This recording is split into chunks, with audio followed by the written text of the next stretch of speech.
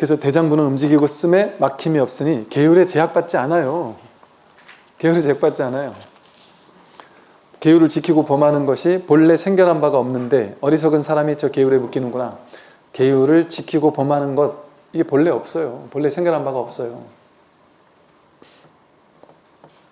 계율을 지키고 범하는 것이 본래 생겨난 바가 없다. 길가에 사과가 떨어져 있었어요. 나는 배고파 죽겠어요. 근데 아무도 없는 한적한 곳에 사과가 떨어져 있어요. 그냥 내가 먹었어요. 근데 나중에 보니까 나중에 다 먹고 나서 마지막 한 입 씹고 있는데 와서 누가 자기 거라고 도둑놈이라고 얘기를 해요. 나는 도둑놈인가요? 아닌가요? 내가 이렇게 길이 있어서 길을 걸어가고 있는데 어떤 사람이 창문을 열고 막 욕을 한단 말이에요. 이거 내 땅이, 내 개인 땅이야 하면서 지나가지 말라고. 그런 사람이 있대요. 내 창문 열면서 지나가는 사람마다 욕을 하는 사람이 있대요. 그 사람 얼마나 안쓰러워요. 얼마나 불쌍해요. 자기 땅이겠죠 아마 그렇게 얘기한 거 보니까. 그럼 그거를 사람들 못 지나게 하려고 사람들 지나갈 때만 얼마나 화가 나겠어요.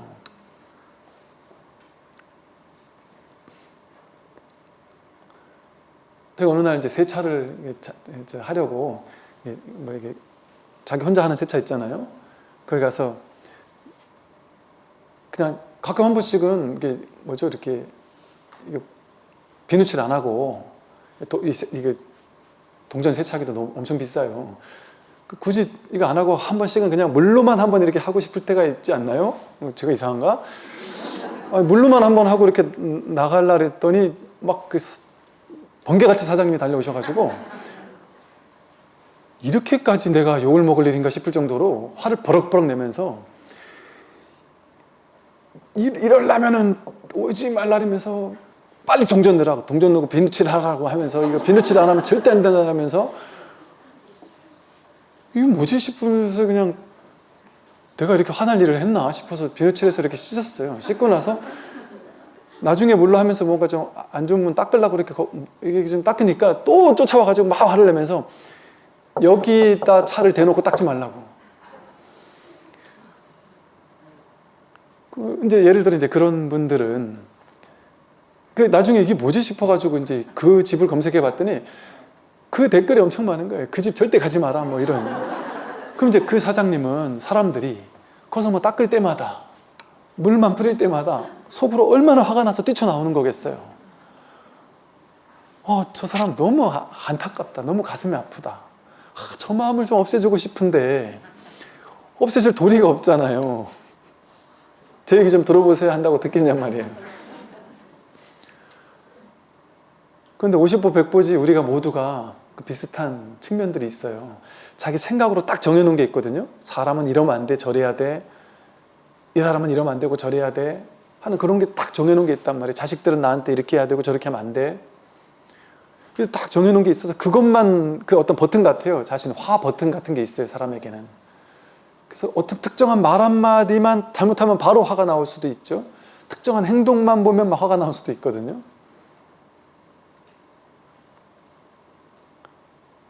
그게 자신이 허망하게 무승자박으로 누구도 묶은 사람이 없는데 자신이 자기를 묶고 있는 거예요. 이건 옳다, 저건 그르다. 이건 절대 하면 안 된다. 이건 절대 지켜야 된다. 저건 절대 범해서는 안 된다. 뭐 이런 자기식의 자기가 만들어 놓은 자기 계율인 거예요. 옳고 그른 딱 틀. 그게 너무나도 강력해서 그거에 누가 어긋나 버리면 막 화가 난다든지 막 분노한다든지 이럴 수가 있거든요. 그런데 지키고 범하는 게 본래 생겨난 바가 없어요. 왜? 선악이 본래 없기 때문에. 선악이 본래 없기 때문에. 도대체 어디까지가 거짓말이고 어디까지가 거짓말이 아닌지, 어디까지가 생명을 죽인 거고 어디까지가 생명을 죽이지 않은 것인지, 숨 쉬는 것도 이미 생명을 죽이는 걸 수도 있거든요. 길을 걷는 것도 생명을 죽이는 걸 수도 있고. 그러면 진짜로 옛날 사람들처럼 길을 걸을 때마다 지팡이를 툭툭툭툭 치면서 걸어가야 되는 건지, 요즘에는 다 아스팔트라 칠 도도 없는데 이 친다고 해서 개미를 안 밟아 죽일 수 있냔 말이죠. 우리가 음식 하나 먹는다? 음식 하나 먹을 때는 그 이면에서는 무수히 많은 존재들이 죽어갈 수밖에 없어요. 지금의 이런 뭐 대량 생산? 뭐 이런 어떤 구조 속에서는 식당 가서 밥을 하나 사 먹어도 그 속에 담긴 엄청난 그 밥과 반찬들이 전 세계 곳곳에서 수십 수백 개의 나라에서 다양한 것들이 막 가공되고 무수히 많은 사람들 거쳐서 이 자리에 왔거든요. 그 속에서 얼마나 많은 환경이 오염됐을 것이고 얼마나 많은 농약들이 쳐졌을 것이고 그 속에 생명들이 죽어갔을 것이고 그랬을 거예요. 우리는 죽이면 안 된다라는 것이 절대적인 진리가 돼서는 안 돼요. 그럴 수가 없어요. 그럼 우린 다 살인자예요. 공생이라는 말 있잖아요. 공생하면서 내가 저들을 살려주고 있고 저들이 나를 살려주고 있어야지만 우리가 존재할 수 있어요. 내 밥 한 끼 먹는 것도 수많은 존재들이 죽어가야만 내가 밥을 먹을 수 있거든요. 그러나 또 나 또한 죽고 나서 자연으로 되돌아가는 걸 통해서 나도 또 세상에 이걸 내주고 있단 말이에요. 또 내가 화장실 가고 대소변 보고 하는 걸 통해서 계속해서 이렇게 순환시켜주고 있단 말이에요. 나에게 들어온 것들을. 공기를 들이마시고 이산화탄소를 내뿜어주고 또 자연은 이산화탄소를 들이마시고 공기를 내뿜어주고 서로가 서로를 이렇게 살려주고 있단 말이에요. 지구별에 있는 무수히 많은 존재들이 자신의 삶을 바쳐서 인생을 바쳐서 생명을 바쳐서 우리 한 끼를 만들어주고 있듯이 우리도 또 언젠가는 내 존재를 바쳐서 그들을 살려줘야 될 때가 또 있을 것이고 그거는 죽었다고 해서 처절하고 괴로운 상황이고 살렸다고 해서 아주 행복한 상황이거나 태어나는 일은 즐거운 일이고 죽어가는 일은 괴로움이거나 이런 일이 아니에요. 그냥 인연생 인연멸 아무 뜻이 없어요. 그냥 연기의 법칙이에요. 연기법이에요. 그냥 인연 따라 생겨나고 인연 따라 사라지는 건 그냥 그러할 뿐이에요. 좋거나 나쁜 것이 아니에요. 그 속에서는 인연생 그게 태어남이에요. 인연멸 그게 죽음이에요. 끊임없이 인연생 인연멸로서 생멸이 반복되고 있어요. 매 순간. 죽이면 안 된다는 게 절대적인 진리라면 우린 다 절대적인 죄를 진 사람이에요. 다 지옥 가야 될 거예요. 얼마나 많은 분이 죽였겠어요. 우리 이 한 몸 살리려고 얼마나 많이 죽였겠어요. 살면서. 그냥 존재 자체가 다른 존재를 죽이는 걸 그 기반으로 우리가 살 수 있다니까요. 제가 부산에서 서울까지 오는 동안 무수히 많은 날벌레들이 차로 달려들어서 뛰어들어서 죽고 있어요.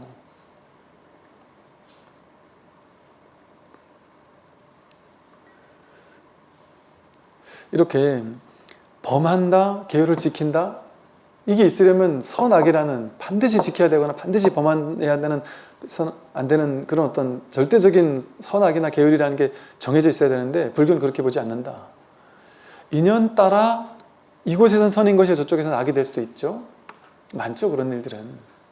다 그런 거예요. 인연 따라, 상황 따라, 조건 따라 선이거나 조건 따라 악이 돼요. 선악이라는 게 정해져 있는 게 아니라. 그러니 누군가에겐 선인데 누군가에겐 똑같은 행위가 악이 될 수도 있고요. 여긴 선인인데 저기선 악이 될 수 있고 여기선 이 사람을 살리는 일인데 반대로 저 사람을 죽이는 일이 될 수도 있어요. 그게 그렇게 서로 상호 연결되어 있어요. 그렇게 온 우주 전체가 나를 살리고 있어요. 지금 공생. 우주법계 전체가 연기적으로 연결되어서 나를 살리고 있어요. 여러분들이 태어나서 지금까지 살아오면서 아까 제가 밥 한 공기 속에 그 안에 들어가 있는 음식 하나에 그 안에 조미료 같은 것들이 얼마나 많이 담겨 있고 그 조미료를 만들기 위해서 얼마나 많은 공정과 그 속에 담겨 있는 얼마나 많은 것들이 있겠어요? 조미료 같은 거 보면은 하나하나가 막 유럽에서 온 거, 뭐 아프리카에서 온 거, 뭐 남미에서 온 거, 별의별 나라에서 온 온갖 조미료들이 다 들어가 있는 음식들이 여기에 있는데 그걸 따져보면 나라로 따지면 아마 수백 나라 이상이 그 안에 담겨 있을 거예요. 무수히 많은 사람들의 노고가 이 안에 담겨 있을 거예요. 그런데 그 어마어마한 어쩌면 우주 전체가 여기 연결되어 있을 거예요. 밥 한 공기 속에 7,000원짜리 백반 하나 속에. 그런데 그러한 밥을 우리는 평생토록 내 나이만큼 하루 3끼씩이나 먹으며 살았단 말이에요. 내가 기쁜 마음으로 즐거운 마음으로 사랑하는 자식과 오늘 치맥 한잔 할까 하고 맛있는 치킨과 맥주를 먹을 때 그 이면에서는 그 닭들이 10년씩 살 수 있는 닭들이 7년 8년 살 수 있는 닭들이 한 달밖에 못 된 기간 동안에 끊임없이 항생제, 호르몬제 막 온갖 주사들을 맞아가면서 한 달 만에 종합병원이 된대요. 닭들이 한 달 만에 종합병원이 돼서 이제 더 이상 살 수도 없는 몸이 돼서 비틀비틀 거리는데 몸은 뒤룩뒤룩 쪄 있어요. 왜? 잔뜩 찔 수밖에 없는 주사를 자꾸 맞춰놓으니까. 그래 맞춰놓으니까 이게 종합병원이니까 이걸 어쨌든 그래되게 하면 안 되니까 또 항생제를 맞춰요. 오염되지 말라고. 그런 거를 잡아다가 한 달 만에 잡아다가 너무 비참한 얘기 죄송한데 한 달 만에 잡아다가 그거를 또 맛있게 해야 된다고 곳곳에 이게 맛있는 양념이 배야 된다고 뭐 주사를 가지고 심지어 그런데 주사를 가지고 심지어는 어느 날 뭐 그게 진짜인지 모르겠어요. 어느 날 토마토 작은 방울토마토를 누가 이렇게 하셨는데 이게 엄청 단 방울토마토래요. 와 이게 먹어보니까 이게 방울토마토인가 싶을 정도로 엄청 단 방울토마토가 있대요. 그래서 와 너무 맛있다 이러고 먹었더니 누가 그런 얘기를 하더라고요. 진짜인지 어떤지는 저도 모르겠지만 스님 그거 이거 하여간 그렇게 만드는 인위적으로 그렇게 만든대요. 그 인위적으로 뭐 수박 같은 것도 오래 생생하게 보이려고 거기다 그 부분에다가 약 같은 거 치고 더 생생하게 보여야 되다 보니까 하다못해 상추도 그런다는 상추 같은 건 금방 시들잖아요. 그러니까 시들지 않아야 되니까 시들지 않는 또 약도 쳐야 되고 이런 하나하나를 따져보면 못 살아요. 제가 옛날에 환경 이런 공부했다 보니까 뭐 지금 어떤지 모르겠어요. 제가 10년, 20년 전에는 그때 막 이런 걸 보면서 분노하면서 이런 거 하나도 안 먹어야지 하다 보니까 강원도 양구에서 그냥 산에 들어가서 산에 있는 것밖에 뜯어 먹을 수가 없더라고요. 그냥 이제는 안 그래요. 그냥 뭐 다 먹어요. 있는 거 그냥 인연 따라 주어진 거 다 먹는데 그거 하나하나 따지라는 얘기가 아니에요. 따지면 못 살아요. 그냥 같이 오염된 세계 속에 그냥 같이 동사섭하면서 같이 오염되면서 사는 거죠. 그냥. 그런데 어떤 그 이면에는 그렇게 그런 다양한 어떤 삶의 사연들이 이렇게 다 담겨 있어요. 단순하지 않은. 그 어쨌든 그렇게 처절하게 수많은 생명들이 내 한 끼를 위해서 이 세상에 그렇게 자기 몸을 내어주고 있단 말이에요. 눈부시게 눈물 나도록 고마운 감사한 일들을 우리는 매 끼니마다 당하고 있으면서도 그렇게 고맙고 감사한지 몰라요. 내 나이만큼 얼마나 많은 생명의 존재가 나를 살려주기 위해서 죽어갔겠어요. 그러니 우리가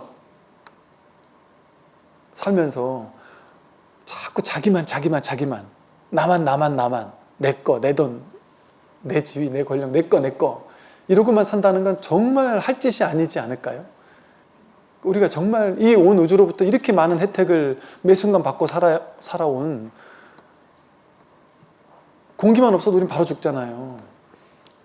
그 무수히 많은 이 온 우주법계에 무수히 많은 모든 것들의 도움, 크고 작은 모든 존재가 나서 왔다니까요. 그 놀라운 도움에 눈물 나도록 감사한 마음을 가지기는커녕 스님 제가 능력이 있어서 내가 내 돈 벌어서 내가 산 건데요? 나 그 돈 벌려고 고생했는데요? 그게 자기가 능력이 있어서 그 돈 번 게 아니에요. 삼성그룹 회장이 자기가 능력이 있어서 갤럭시를 만드는 게 아니에요. 무수히 많은 그 사원들과 학생들이 졸업해가지고 취직한 그 공부했던 그 무수히 많은 사람들의 초중 고등학교에 학원 다니면서 여러분들이 실어 나르면서 그 모든 것들이 그 속에 다 담겨 있단 말이에요. 그 사람들의 노력과 삶 전체가 녹아 있어야지만 그거 하나를 발견하는 게 가능하단 말이에요. 발명하는 게 가능하단 말이죠. 모든 것 하나하나가 전부 다 온 우주 전체에 놀라운 감동과 감사함이 다 깃들어 있어요. 그러니까 내가 설사 살다가 누구 한 사람을 도왔어요? 뿌듯할 일이 아닌 거예요. 너무 당연한 일인 거예요. 남들 힘든 사람을 돕고 복을 지었어요. 그건 뭐 대단하게 자랑하고 싶은 일이 아닌 거죠. 당연히 해야 할 일들을 당연히 하고 사는 거예요. 그러니까 상을 낼 필요가 없는 거죠. 그렇게 공생하며 사는 거예요. 서로를 도우면서. 내가 도움 받았기 때문에 이렇게 살아있으니까. 한 끼를 먹는다라는 게 얼마나 엄청난 도움이겠어요. 그렇게 이 아름다운 뭐랄까 이 세상을 눈부시게 감사하고 감동적인 이 신비로운 세상을 이렇게 너무 심심하게 사는 게 아닌가 우리는. 그래서 이 세상의 어떤 본질을 본다면 나쁜 놈도 없고 좋은 놈도 없어요. 그건 자기 분별 속에 있지. 선도 없고 악도 없어요. 자기 분별 속에 있는 것이지. 우리는 죄인도 아니고 선인도 아니에요. 분별 속에서는 물론 그게 있지만, 그리고 분별 속에서는 그것이 분명하게 인과응보로 응징할 거예요. 여러분들이 나쁜 놈들이 여러분들을 괴롭혔으면 여러분들이 손에 피 안 묻혀도 인과응보가 현실의 법칙이, 이 현실 세계의 법칙이 인과응보의 법칙이거든요. 그 연기적인 법칙이 알아서 그 사람을 시궁창으로 처박게 할 거예요. 그런 짓을 한 사람은. 여러분들이 분노할 필요 없습니다. 그러니까 인연법에 그냥 내맡기고 내가 할 수 있는, 내가 세상으로부터 당한 게 있죠, 물론. 아니, 저도 당한 거 없겠어요? 있을 수 있죠. 분노하는 사람들 있을 수 있죠. 근데 굳이 분노 안 해도 괜찮아요. 내가 받은 게 훨씬 많은 정도가 아니라 삶 자체가 끊임없이 이 어머니 돼지가 이 우주 전체가 나를 감싸나 포옹하고 있는 것 같단 말이에요. 심지어 남들이 나를 욕하는 그 순간에조차도 사실은 사람이 칭찬만 필요하지 않아요. 어머니 돼지가, 저 신께서, 진리가 우리를 살리는 방법은 칭찬만을 해가지고 오냐오냐만 해서 키우는 방법이 아니에요. 그러면 나약하게 커요. 화초, 온실 안의 화초처럼. 때로는 이 진실이, 진리가 우리를 위해서 욕을 보내줄 수도 있고, 절망을 보내줄 수도 있고, 좌절을 보내줄 수도 있고, 상처와 아픔을 보내줄 수도 있어요. 그게 이 세상의 균형 잡힌 방법이거든요. 인과가 일어나는 이유이고, 그런 다양한 방법들이 어떤 방법으로든, 좋은 방법만이 아니라 나쁜 방법, 모든 동원을 총동원해 가면서 나를 일깨워주고 있단 말이에요. 깨어나게 해주고 있단 말이에요. 삶 자체가 진리로서 색, 즉시 공이라 그러잖아요. 이 현실 세계, 이 모양의 세계, 현실의 세계가 그대로 공의 세계라니까요. 그대로 진리의 세계라니까. 지금 여기서 여지없이 진리라니까요. 나를 돌봐주는 것만 진리가 아니라 나를, 내 생각하는 방식대로 나를 돌봐주는 사람만 사랑과 자비가 아니고 나에게 욕해주는 사람도 사랑과 자비라니까요. 좋은 일만 좋은 일이 아니라 나쁜 일도, 나쁜 일이 일어나고 있는 그 순간이 지금 이대로 완전한 거예요. 좋은 일이 일어날 때만 지금 이대로 완전한 것이 아니라 선, 악이라고 우리가 분별하지 않으면 일어나고 있는 모든 것이 있는 이대로예요. 거기는 뜻이 없어요. 좋거나 나쁘다라는 건 자기 생각에서 나오는 거예요. 분별할 수 없어요. 선도 아니고 복도 아니에요. 죄도 아니고 복도 아니에요. 선도 아니고 악도 아니고. 그 일어날 뿐이에요, 삶이. 지금 나만이 지금 이 몸을 가지고 있는 얘가 살고 있는 독특한 이 우주의, 온 우주 전체에, 온 우주 전체일 거예요. 저 안드로메다 별까지 다 포함해가지고 온 우주 전체에 지금 여러분 같은 방식대로 10대를 보내왔고 20대를 보내왔고 30대 40대를 보내와서 지금 이 남편과 이 자식을 키워가면서 이런 환경 속에서 이렇게 살고 있는 건 온 우주 전체 나밖에 없지 않나요? 이런 건 두 번 다시 그 누구도 경험 못 하잖아요. 왜 그럴까요? 그 나 하나가 해야 할 몫이 어떤 몫일까요? 그 삶을 사는 거. 그러한 온 우주에 단 하나밖에 없는, 어쩌면 절망적일 수도 있겠지만 내 분별에서 봤을 때는 그 삶을 내가 살아내는 거, 그게 나에게 주어진 사명 아닌 사명이에요. 사명이 따로 있는 건 아니지만 말로 한다면. 그 누가 사는 거예요? 내가 사는 게 아니에요. 그건 자기 분별이지. 내가 그렇게 사는 게 아닙니다. 말로 한다면, 방편으로 한다면 부처가 그렇게 사는 거예요. 부처가 선택한 삶이에요. 부처가 다양한 삶의 경험을 수확한단 말이에요. 한 분 한 분 개별적인 한 명 한 명의 인생이 얼마나 다 달라요. 다 다를 수밖에 없잖아요. 우린 지금 이 인생밖에 경험 못 하거든요. 이 인생을 100% 경험해 주는 게 그 목적을 가지고 태어났는데 전부 다 본연의 목적을 잊어버리고서는 그렇게 살고 있으면서도 머릿속에서는 난 이렇게 살기 싫어. 난 저렇게 살고 싶어. 난 저 사람처럼 돈도 더 벌고 싶어. 난 이거 싫단 말이야. 이 아파트 싫단 말이야. 우리 부모님 싫단 말이야. 내 남편 싫단 말이야. 이 몸뚱아리 싫단 말이야. 이 외모 싫단 말이야. 이거 아프고 병든 시들시들한 이런 몸 싫단 말이야. 하면서 자꾸 추구하는 거예요.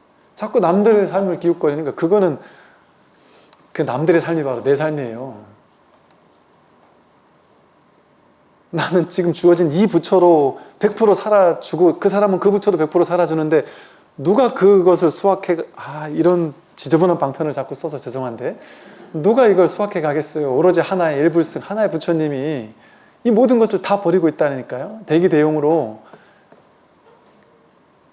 우리 모두가 지금 한 살림을 살고 있어요. 한 살림, 하나의 생명을 가지고 이걸 살고 있어요. 각자 이게 자기 다 특공대원들이에요. 이 부처의 삶을 사는 독수리 오형제들이에요. 진짜. 어벤져스들이고 부처 어벤져스라니까요. 저마다 어벤져스마다 자기의 미션들이 있잖아요. 뭐가 자기 미션이에요? 그 뭔지 뭐하러 찾아요? 내가 지금 이렇게 살고 있는 이게 미션인데 이렇게 사는 게 100%인데 지금 이렇게 100% 살고 있잖아요. 자신의 인생을.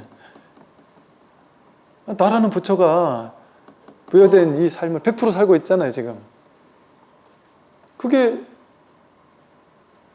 내가 살아야 할 삶의 목표예요. 목적이에요. 근데 그건 이미 100% 언제나 완성형으로 주어져 있어요. 내가 생각을 가지고 분별심을 가지고 자꾸 시비 걸고 중계방송하지만 않으면 난 이런 거 싫어요. 비교하면서 나는 저런 삶을 살고 싶어요 하면서 안 그래도 된다니까요. 저 사람, 내가 멋있어 하는 저 사람의 삶 있잖아요.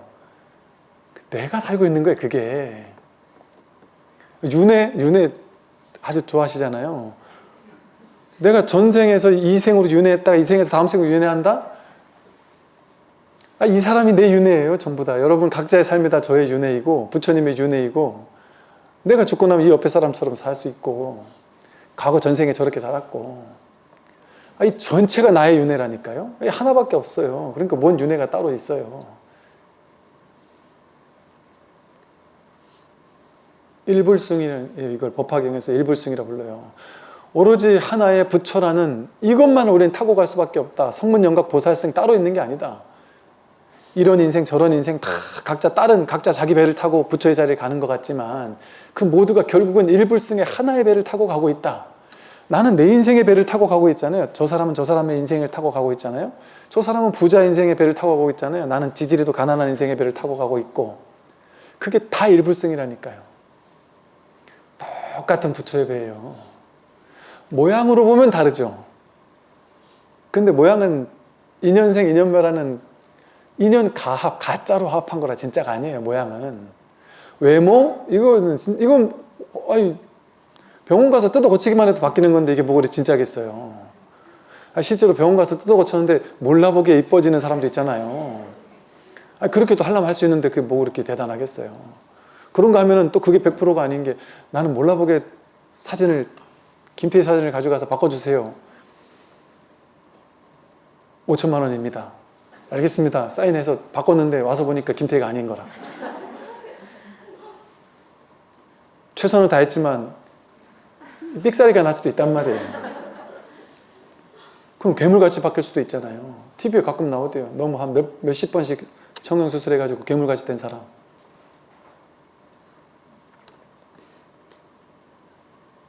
그렇게 왔다 갔다 바꿀 수 있는데 그게 어떻게 자기겠어요.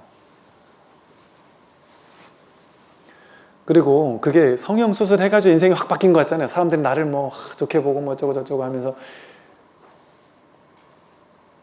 성형수술해서 그래 된 게 아니라 성형수술을 해도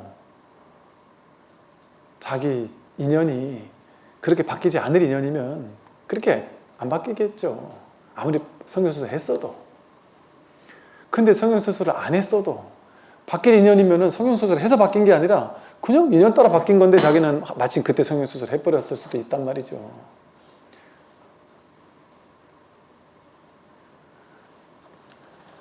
그래서 여러분, 계율을 지키고 범한다. 이게 본래 생각한 바가 없어요. 죄의식 사로잡혀 있을 필요 없습니다. 완전히 내려놔도 돼요. 참여하고, 현실에서는 사법계에 참여하고 이법계에 참여하고 해서 묶여 있을 필요가 없습니다. 그러니까 지금까지 우리의 삶은 이대로 아름다웠어요. 어릴 때 했던 그 엄청났던 실수들, 그 실수임에도 불구하고, 좌절임에도 불구하고, 괴로웠음에도 불구하고, 죽고 싶게 되돌리고 싶음에도 불구하고 그때는 그것으로서 완성되어 있어요. 그것을 통해서 내가 반성하고 깨달아서 내가 그것을 통해 한 단계 성장할 수 있으면 그것은 괴로웠던 과거가 아니라 그걸 통해 나는 깨닫고 배운 거기 때문에 나는 한 단계 나아진 거예요. 부처님은 그걸 바라는 거지 죄를 한 번도 짓지 않는 사람이 되는 걸 바라는 건 아닐 거예요, 아마. 죄를 지었더라도 그걸 통해 배우고 성장하고 참회해서 더 나아지는 것. 그거 하면 됐단 말이에요. 그것은 이미 종료됐단 말이에요. 졸업한단 말이에요. 인생이 가만히 보면 자기가 뭔가를 엄청 하고 싶을 때가 있잖아요. 뜬금없이. 그럼 그걸 해야 될 때인 거예요. 막 그 분야가 막 가슴이 뛰면.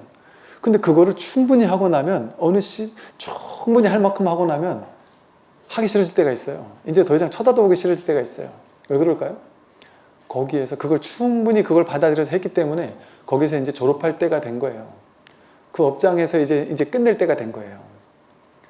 그 삶에서 자꾸 졸업을 해야 돼요. 어디에서만 계속 매여 있지 말고. 그럼 졸업을 하고 나면 그 다음 학년 올라가야 되잖아요. 자꾸 그 다음 학년 안 올라가려는 사람도 많단 말이에요. 이 일을 딱 졸업했는데 그러고 졸업하고 났더니 또 다른 일이 생겨났어요. 또 다른 인연이 나에게 왔어요.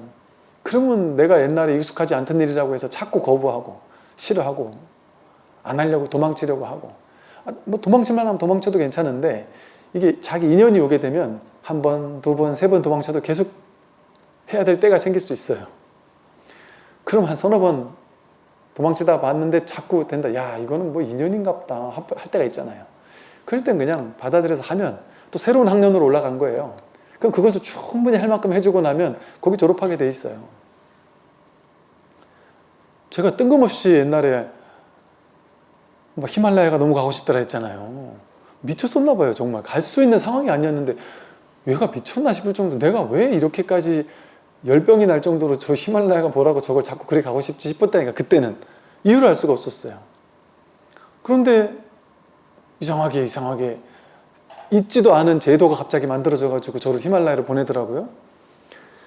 히말라야에서 있고 싶은 만큼 충분히 있고 충분히 경험하고 충분히 마주하고 충분히 경험하고 살다가 오니까 그때부터 한동안은 산도 끊었어요. 히말라야도 끊고 히말라야가 필요가 없더라고요. 우리나라가 이렇게 히말라야보다 못지않게 더 아름답더라고요. 그냥 눈에 보이는 모든 이 만물들이. 졸업한 거예요, 이제 히말라야를. 더 이상 뭐 굳이 갈 필요가 뭐 가고 싶다는 생각이 안 들더란 말이죠. 그게 어찌 보면 뭐 무슨 지랄 어쩌고 하는 법칙이다 뭐 그런 거였죠. 자기가 인연이 닿게 되면 그 인연은 그때 지금 내가 그걸 충분히 경험해 줘야 될 때인 거예요. 그럼 그걸 충분히 경험해야 되는 거예요. 그러고 나면 그 졸업할 때가 있는 거죠. 그래서 우리는 인생이라는 학교를 다니고 있는 거죠. 학교 다닐 때만 학교가 아니라. 지금은 여러분들이 이렇게 공부할 또 인연인가 보죠. 그때 이렇게 공부를 하는 거죠. 그러다 또 막 듣기 싫으면 또 한동안 또 딴 거 하다가 그래도 어쩔 수 없고 지혜로운 자의 행위는 행한 바가 없이 모두 공하지만 성문은 어디에서든지 늘 막히는구나. 대승보살은 육안으로도 두루 통하지 않음이 없는데 이승은 천안으로도 티끌에 막혀 보지 못한다 그랬어요. 이게 이제 그 성문이란 말이 나왔고 대승보살이 나왔고 이승이 나왔는데 이 경전, 대승 경전들과 서원어록 같은 데는 항상 단골로 등장하는 말이 이승, 성문, 영각, 보살 이런 말이 많이 나와요. 이게 이제 법화경에서 뭐라고 했느냐면 법화경에서 아까 일불승을 얘기한다 그랬잖아요. 법화경 일불승 사상을 설명하면서 여러분 회삼귀일이라는 말 들어보셨나요?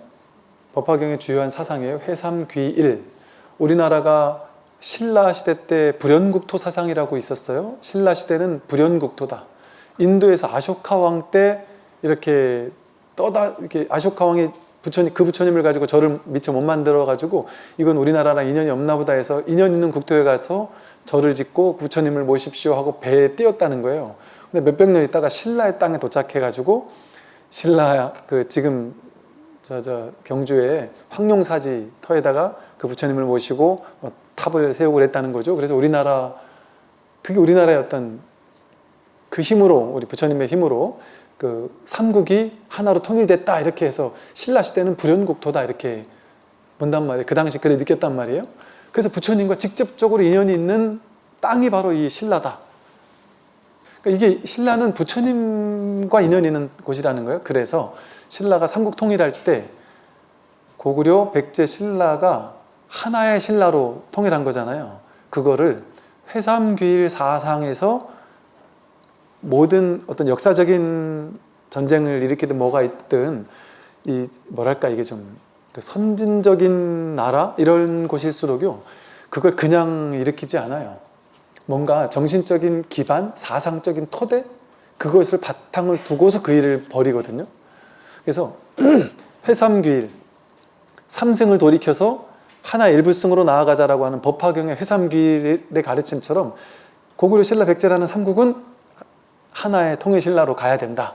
이런 식으로 회삼귀일 사상 이렇게 설명을 하기도 했어요. 그게 이제 법화경의 주요 사상인데 그게 뭐냐면 우리는 지금까지 이게 성문, 영각, 보살이라고 해서 성문승, 영각승, 보살승을 통해서 승이라는 건 탈승자인데 고해바다를 배를 타고 건너간다는 거예요.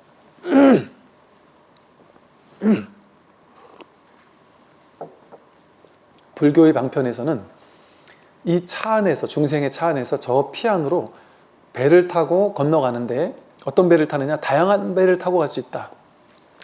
성문승, 연각승, 보살승 어떤 배를 타고 가도 된다. 그런데 이거 성문승이라고 이름 부른 이유는 성문승과 연각승은 뭐냐면요. 보살승이라고 하는 대승불교가 만들어질 때 대승불교는 보살승이에요. 이 보살승인 대승불교가 즉 대승 큰 탈 것이란 소리잖아요. 보살은 저 언덕에 혼자 가지 않겠다는 거예요. 큰 배에다가 대승 많은 사람들을 태워서 같이 데리고 가겠다는 거거든요. 이 보살승이 최고 아니냐, 이게 대승이다 이렇게 얘기를 했단 말이죠. 부처님이 사실 이렇게 한 거 아니냐. 부처님은 평생 공부해서 중생들을 가르쳐서 깨닫게 해주지 않았느냐. 그런데 지금 부파불교에 있는 소승불교 하는 사람들, 부파불교에 있는 그 당시 부파불교의 특징이 중생구제에는 관심 없었어요. 나라에서 부파에다가 다 돈도 대주고 다 대줬단 말이에요. 그러니까 스님들이 뭐 탁발할 필요도 없었어요. 국가에서 다 후원해 주니까. 그러니까 중생구제는 관심 없는 거예요.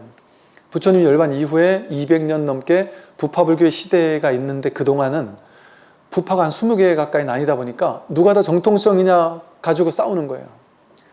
누가 더 정통성 있는 석가모니 부처님의 제자들이고 진짜 교단이냐. 종파가 서로 자기네들끼리 싸우려니까 정통성을 주장하려고 하니까 부처님의 가르침을 우리가 더 많이 연구해서 더 많이 알았다. 이게 중요한 게 된 거예요. 그러니까 이거 아비달마 불교라 해서 부처님 가르침에 대한 주석을 붙이는 불교예요. 그러니까 스님들이 중생구제는 관심 없고 괴로움을 소멸하는 데는 관심 없고 혼자 자기네들끼리 모여 앉아가지고 그냥 교학을 연구한 거예요. 그래가지고 뭐 청정도론이니 구사론이니 이런 책들이 지금도 있는데 읽어봐도 뭔 소린지 알아들을 수가 없어요. 왜? 머리를 써가지고 부처님 가르침을 그냥 계속 연구만 한 불교다 보니까. 그래서 대승불교가 출현할 때 불교 분위기가 그랬단 말이죠. 근데 이 사람들의 특징이 부처님의 법문이나 부처님 법문의 말씀을 그냥 전해 들었잖아요. 부처님 당시에 그 당시에 들은 사람은 직접 들었지만 그래도 이 말이라는 걸 통해서 그때 경전이 그때 본격적으로 되지 않고 부파불교 처음에는 스승이 제자에게 부처님 말이야 이러고 전해주고 이렇게 말로만 전해 들은 거잖아요. 그러니까 전해 들은 말을 전해 들었을 뿐이라는 거예요. 이게 성문, 법문을 통해 소리를 통해서 들었을 뿐이다. 그래서 성문승 이 말은 소승불교, 부파불교에만 빠져 있는 진짜 부처님의 법을 잘 모르고 그냥 자기 혼자만 연구해가지고 자기 혼자만 깨닫겠다라고 하는 그런 사람을 성문승 혹은 거기다 연각승이 나온 이유는, 연각승은 연기법을, 부처님도 연기법을 깨달아서 부처가 된 거잖아요. 사실은 그 성문승이나 연각승 자체는 모자라면 나쁠 게 없어요. 부처님도 연각승인데 어찌 보면 연기법을 깨달아서 부처 된 거거든요. 그리고 성문승도 그 제자들, 그 부처님 당시 제자들도 성문승이라고 할 수 있어요. 부처님의 법문 듣고 깨달았으니까. 그러니까 부처님과 부처님 제자들이 성문승, 연각승이에요. 사실은 원래 원뜻은. 그런데 여기서 나오는 성문과 연각이라는 것은 경전이나 어록에서 성문과 연각승이 나올 때 성문승, 연각승을 합쳐서 이승이라고 불러요. 두 가지의 탈승. 즉 이 성문승과 연각승은 어떤 비유로 나온 거냐 하면 폄하하는 용어, 부파불교 하는 스님들을 폄하하는 용어로 쓰여지는 게 이승, 성문승, 연각승 이런 거예요. 그러니까 경전에 성문승이나 연각승이 나오면 자기 혼자만 깨달으려고 하고 중생구생 관심 없고 이런 어떤 좀 부족한 수행자를 폄하하는 데 쓰이는 용어구나, 이렇게만 생각하시면 돼요. 그래서 지혜로운 자의 행위는 행한 바가 없이 모두 공해서 하되 한 바가 없어요. 계율에 얽매이지도 않고, 계율을 지키되 거기 얽매이지도 않고 내 지켰다 뭐 이런 생각도 없고, 범하더라도 범한 바가 없어요. 지킨 것도 없고 범한 것도 없어요. 자유롭단 말이에요. 지범불이라는 것을 온전히 깨닫고 나니까, 지혜로운 자는 지범불이를 깨달으니까, 지키고 범하는 게 둘이 아니라는 걸 깨달으니까 계율로부터도 완전히 자유로운 것이죠. 그러니까 해도 한 바가 없어요. 그게 진짜 계율을 지키는 삶이에요. 그런 사람은 계율을 범해도 범한 게 아니에요. 그러니까 깨달은 스님들이 하룻밤에 소유하지 않는다는 건데 하룻밤에 황금 10,000냥을 써도 묻지 않겠다, 따지지 않겠다 이런단 말이죠. 그 마조 스님인가요? 고양이를 한 마리 딱 들어보이고서는 동당서당에 있는 스님들한테 이 무슨 뜻이냐 하고 한마디 일러봐라. 너희들이 깨달은 게 있으면 얘는 죽지 않을 것이고, 너희들이 깨달아 한마디 할 수 없으면 얘는 지금 죽을 것이다. 그랬단 말이에요. 한마디 못해서 이 자리에 고양이를 바로 쳤다는 얘기가 있어요. 옛날 얘기는 다 과장이 많으니까 하여간 진짜 쳤는지 어땠는지 모르지만,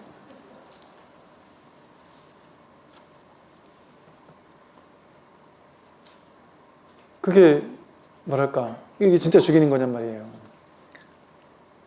실제 쳤다 할지라도, 이게 좀 위험한 얘기인데, 실제 쳤다 할지라도 바른 깨달음의 안목을 갖춘 사람에게는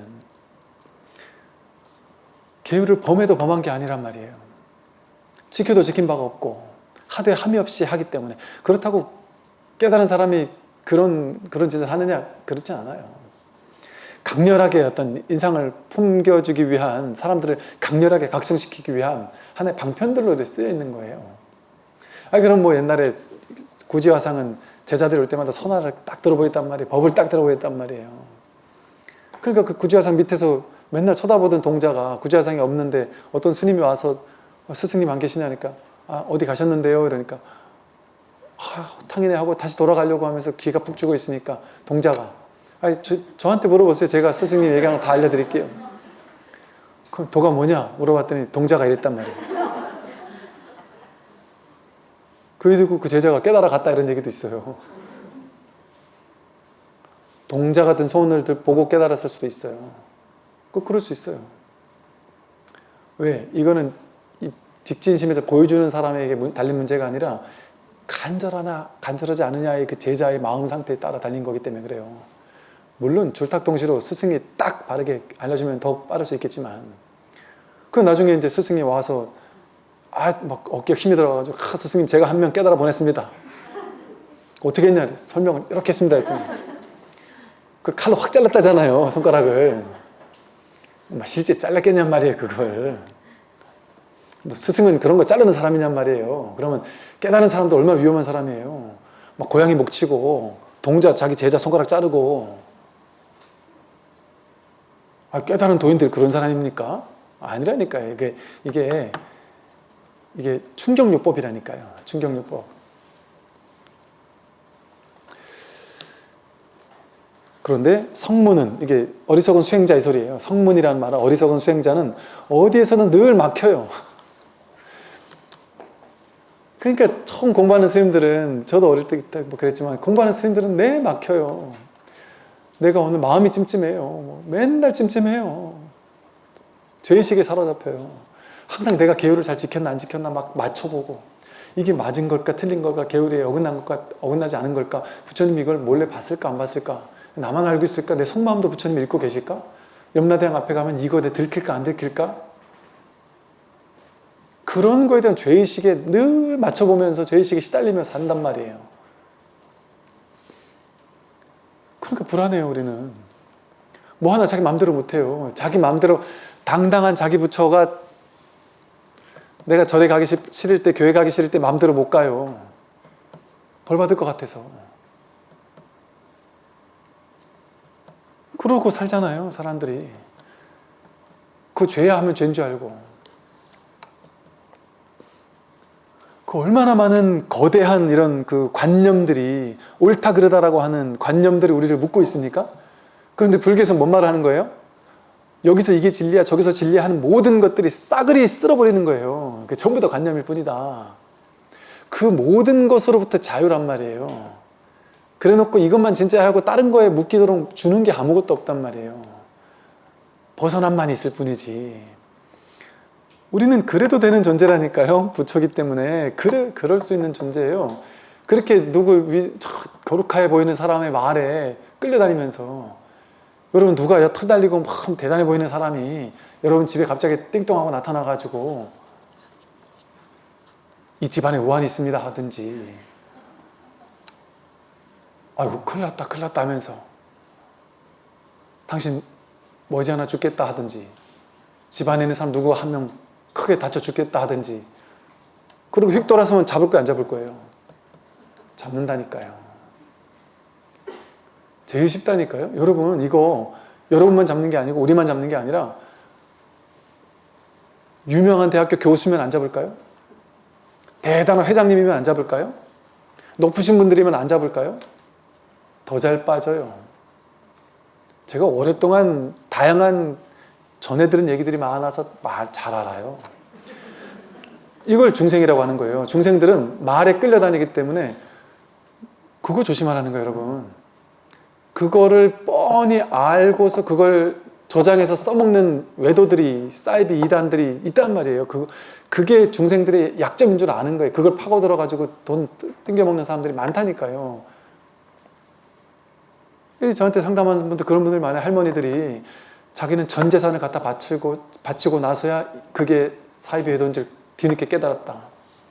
교묘하게 돈을 뜯어간다는 거예요. 그때는 진짜인 것 같다는 거예요. 수백, 수천, 수억을 뜯어간단 말이죠. 끝끝내 거지가 될 때가 다 뜯어가더라는 거죠. 근데 그거를 도망칠 수가 없어요. 조금 이상하다라고 느껴도 도망칠 수 없게 만들어버려요. 그게 말의 권위예요. 근데 그 전부, 그럼 스님, 어떤 단체에서 그러면 그거는 상이고 어떤 단체에서 그러면 상이 아닌 거죠? 전부 다라니까요. 불교조차 전부 다라니까요. 그 모든 것으로부터 자유로워도 된다니까요.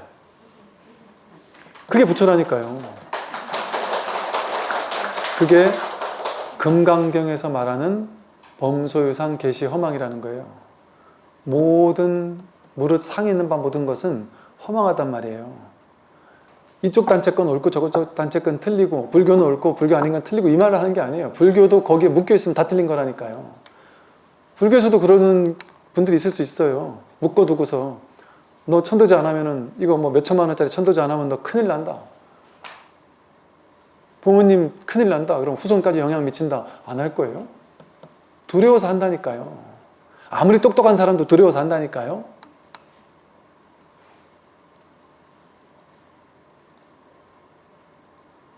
이게 전통 문화 막 이런 걸로, 예를 들어 어디 사찰에, 아니면 뭐 이렇게 산신각이 있다. 그거 이렇게 모셔놨다가, 야, 이게 산신각이 굳이 뭐 있어야 되나? 그러니까 산신각을 이제 우리 저런 산신각 없애야 되겠다, 없애자 이렇게 어느 스님이 얘기를 했대요. 그때 막 난리가 났대요. 막 신도님이고 주변 스님들이고 뭐. 그 젊은 스님한테 스님이 생각하는 것처럼 그렇게 쉽게 할 일이 아니다 이거. 이 산에 산신들이 노한다, 대노한다, 절 망한다 그러다가 난리 난다. 그러면서 막 그걸 실체적인 어떤 그걸 없애버리면 막 정말 난리가 나는 것처럼 산신이 노해가지고 엄청난 일이 벌어지는 것처럼 막 난리를 하더라는 거죠. 많은 분들이. 심지어는 막 그 전문가들조차. 그래서 이분이 아니 그게 뭐 부처님 당시에서부터 있었냐, 이게 조선시대 때 생겨난 거고 그게 뭐 그게 하나의 그림인데 뭐 그래 형상인데 뭐 그게 내린들 안 내린들 이게 무슨 상관이냐, 이게 조금 흔들리고 위치 바꾸고 이것도 함부로 하면 안 된다, 뭐 나름의 뭐 절차를 하고 뭐 일을 해야 되고 한다. 나는 많이 왔다 갔다 했는데요. 그동안 뭐 청소하면서도 하고 내가 뭐 얘기는 안 했지만 뭐 했는데요. 그래도 그거 놔뒀으니까 괜찮겠지. 그거 없애면 큰일 난다. 뭐 이러면서 온갖 말들이 있더라는 거죠. 그럴 법하지 않나요? 그러면 두려워할 것 같지 않나요? 두려워요. 심지어 여러분 나무 하나 잘라낼 때도 옆에서 사람들이 한마디 합니다. 야, 그 50년만 넘어간 나무는 그 나무에 신이 산대, 정령이 산대, 함부로 비면 너가 죽어. 옛날에 우리 화장실 이렇게 집을 헐 때, 화장실 헐 때에 대해서 사람들이 못 허는 거예요, 사람들이. 왜요? 그랬더니 화장실을 함부로 허는 게 아니다. 화장실을 함부로 헐다가 죽는다. 이게 소문이 난 거예요. 그러니까 포크레인으로 그냥 툭 하면 될 거를 그건 다 해놓고 이걸 못 하는 거예요. 그런 일이 있다니까요. 그게 다 생각이고 관념이잖아요. 미신이란 말이 전부 다 미신이에요. 그게 다 상이란 말이에요, 상. 제가 그렇다고 미신을 완전히 깨뜨려라, 그거 다 쓸모없다 이 소리가 아니에요. 남들이 다 그렇다고 공통적으로 다 같이 이렇게 믿고 이러면 그거 믿어가지고 큰 문제 안 생기면 그냥 재미로 같이 믿고 그냥 뭐 전통의 일환으로 문화 전통으로 재밌게 그냥 같이 믿어주는 건 좋아요. 뭐 그 사람들이 수준 떨어진다 이렇게 욕할 필요 없단 말이에요. 그런데 내가 그걸 지키지 못할 상황이 됐다. 그럼 두려워 떨지 말란 말이에요. 난 아니까. 이사 가는 날 손 없는 날 해야 되는데 이 날이 손이 강력하게 있는 날이에요. 내가 지금 북쪽으로 이사를 가는데 북쪽으로는 7일 8일 된 날 가면은 큰일 난다 그러거든요. 7일 8일 음력으로 7일 8일 끝나는 날에는 북쪽으로 이사를 가면 그쪽에 반드시 귀신들이 애귀들이 나와서 나를 괴롭힌다는 거죠. 근데 나는 딱 보니까 7일밖에 날짜가 없어. 그럼 예를 들어 집안에 아내나 부모님이나 누가 야, 이 7일 8일은 될 수 있으면 피하고 하자. 내가 보니까 뭐 9일 10일도 괜찮아요. 그럼 그렇게 하시죠. 이러면 된단 말이에요. 근데 내가 어쩔 수 없이 7일날 가야 되는데 내 혼자 찜찜해 죽겠단 말이에요. 그럼 내려놔도 된단 말이에요. 그냥 7일날 가도 된단 말이에요. 되는 정도가 아니라 손 없는 날 이사를 가야 된다는데 손 있는 날 찾아다니는 게 좋아요. 이사비가 한 15만 원 정도 싸거든요. 아무 이유 없이 이사비가 싸잖아요. 그 사람들한테는 이유가 있겠지만 우리 마음 공부한 사람한테는 이유가 없단 말이에요. 상인 줄 아니까. 그러니까 뭐 싸게 다니면 되지. 그러니까 그게 굳이 막 그런 거 다 쓸 때부터 이럴 필요는 없지만 뭐 그냥 딴 사람들이 믿으니까 그 사람들 마음 불편해서 좋을 거 없잖아요. 그러니까 뭐 그걸 무조건 송두리째 없애버리자 이게 아니에요. 미풍양속 좋죠. 그런 것으로서 그냥 받아들인단 말이에요. 그냥 내가 결정적으로 그 자리에 갔을 때 스트레스 받고 괴로워하고 막 두려움에 떨고 그럴 필요는 없다는 거예요. 거기서 자유로울 수 있어. 자유로워야 된단 말이죠. 마음만 자유로운 거예요. 그게 머물지 않고 마음을 내는 거예요. 그러니까 다 응해주는 거예요. 사람들의 마음에. 다 인정해준단 말이에요. 사람들이. 나는 그게 아니라고 생각하지만 딴 사람들 그렇게 생각하면 그럴 수도 있지 하고 이해해준단 말이죠. 그러나 막상 나에게 그런 일이 벌쳐졌을 때 거기 걸림없이 살 수 있는 자유로움이 나에겐 있다. 그게 중요한 거란 말이죠. 그래서 그러니까 이 계율에도 얽매이지 않는단 말이에요. 옳고 그름, 이 세상에 어떤 옳고 그름 정해진 게 있겠어요. 그래서 불교는 그 모든 것으로부터 자유예요. 그래놓고 불교에 다시 가두지 않아요. 모든 것부터 자유로워야 돼 해놓고 나서 불교에 와서 다시 가두는 일을 하지 않는단 말이에요. 진짜 불교라면.